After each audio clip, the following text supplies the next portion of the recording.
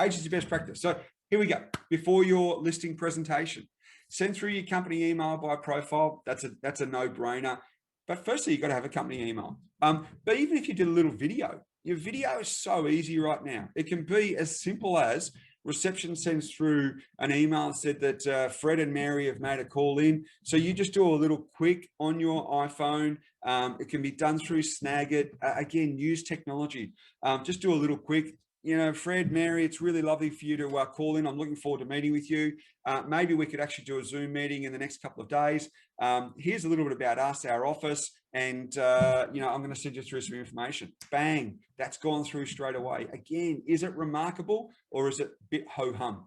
Links to your company website. If your company website right at the moment, very few people get actual traction on their website. So you might have to be the person that's leading people there. So send them through links. If there's really good articles on your tenant selection program, or if there's a video, my suggestion would be to do video and then put that onto a YouTube channel and send a little video. So you then send through and you say to your clients, I just want to send you through a little bit of a couple of videos of information, the way in which we act. So, you know, video about how you select tenants and those sorts of things, send them through little links. But this becomes part of your before the listing presentation.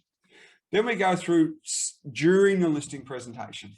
You should structure, and I've done some other webinars around this as well. There's some questions to ask. There's a whole range of information to send through. I've even got a little 12-point checklist that the client can use, which we send to the client beforehand. And we say, this is a 12-point questionnaire to tick off for you to select an agent, the right agent for managing your business.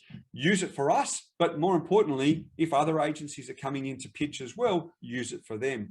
And you will actually be blown away because when you go through, there's no way other agents will be able to meet up to the checklist that we've created. So during the presentation, we send the client a checklist and we say, if you use this, and obviously we have all the answers as well, we're offering value, but we're also then moving away from our competitors. Again, use Zoom or Skype where possible, and try and do one-on-ones. Don't just do phone calls. Try where possible to get clients one-on-one.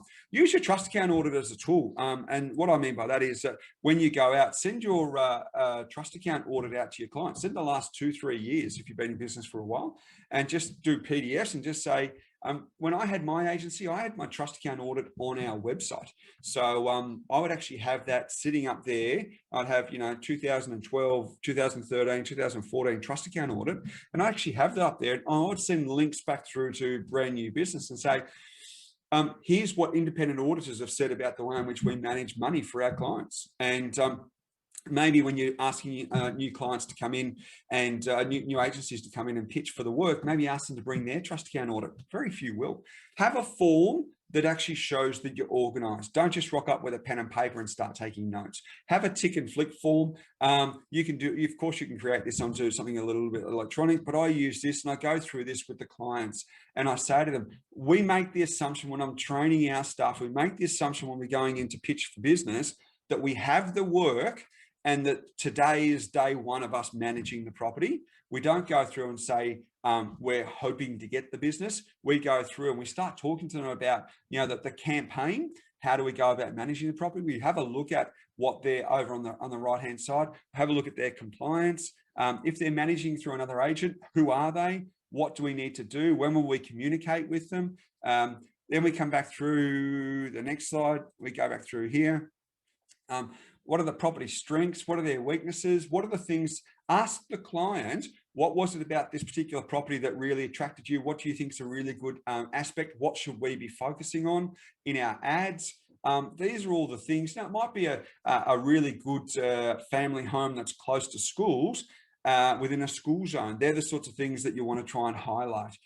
Any of the weaknesses that you've got in through to there, well, you want to try and overcome those. Because if it's a weakness that the third bedroom's small and doesn't have access for a double bed, you need to be able to overcome that in advance. Write that down early. This becomes part of the BDM's or the listing person's opportunity to be able to transfer this information across. All of this then can be then scanned and popped into your CRM. You put all of this into your CRM, again, not your property management software. You put all of this. How much easier would it be to be able to manage your property for a brand new person taking over the portfolio?